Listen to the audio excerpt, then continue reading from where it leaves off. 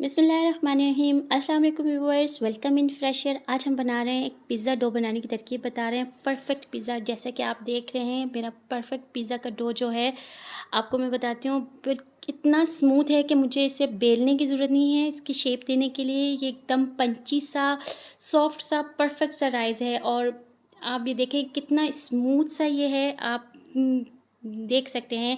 और चलें इसे बनाना स्टार्ट करते हैं। परफेक्ट पिज़्ज़ा डो बनाने के लिए हमें जो चीज़ें दरकार हैं उसमें सबसे पहले हमें जो हमें ईस्ट होता है, जो ईस्ट का मिक्सचर होता है, उसे हम कैसे राइस करेंगे। और याद रखिए मैं यहाँ पे आपको 4 कप पिज़्ज़ा मतलब कि 2 लार्ज पिज़्ज़ा का डो बनाना बता रही हूँ। अगर आपने एक पिज़्ज़ा डो बनाना है तो उसकी क्वांटिटी को हाफ़ कर लेना है। मैं यहाँ पे ले रही हूँ एक फुल ईस्ट का जो स्मॉल वाला पैकेट होता है, ये फुल पैकेट मैंने लिया है।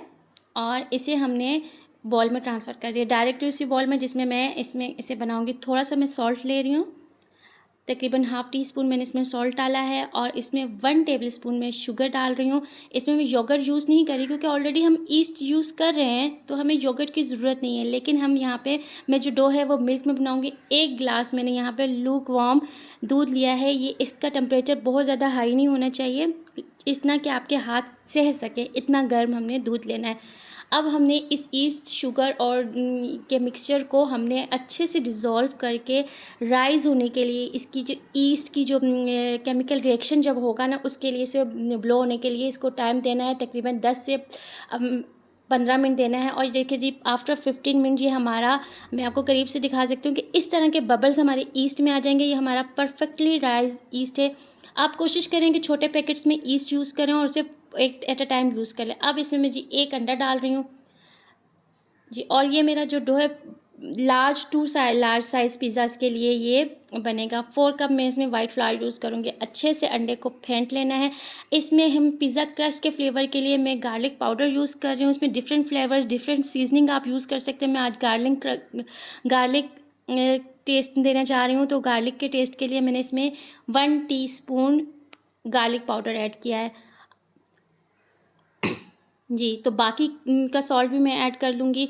और इसमें मैंने 1 टीस्पून के करीब ओरिगानो डाला है। हमारा क्रस्ट, जो पिज़्ज़ा का क्रस्ट है, वो बहुत फ्लेवरफुल होगा। समटाइम ऐसा होता है कि हम लोग अच्छे से अच्छा पिज़्ज़ा खाना चाहते हैं, लेकिन क्रस्ट को लेफ़्ट ओवर में रख देते हैं साइड से, जहाँ पे हमारी टॉपिंग नहीं होती। लेकिन ये ऐसा क्रस्ट होगा कि लाजवाब।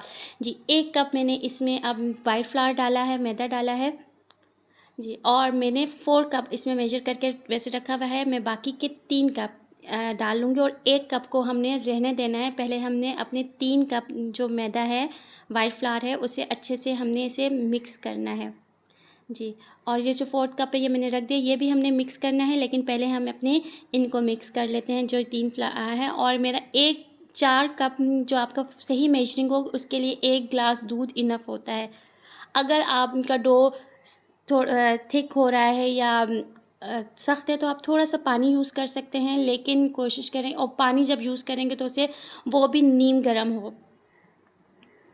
जी, इसे अच्छे से मिक्स कर लेना है। और हमने ये जो डो है इसे ज़्यादा नहीं करना है, ज़्यादा गूँथना नहीं है, हमने रफ़ सा डो बनाना है। इसे मिक्स कर लें।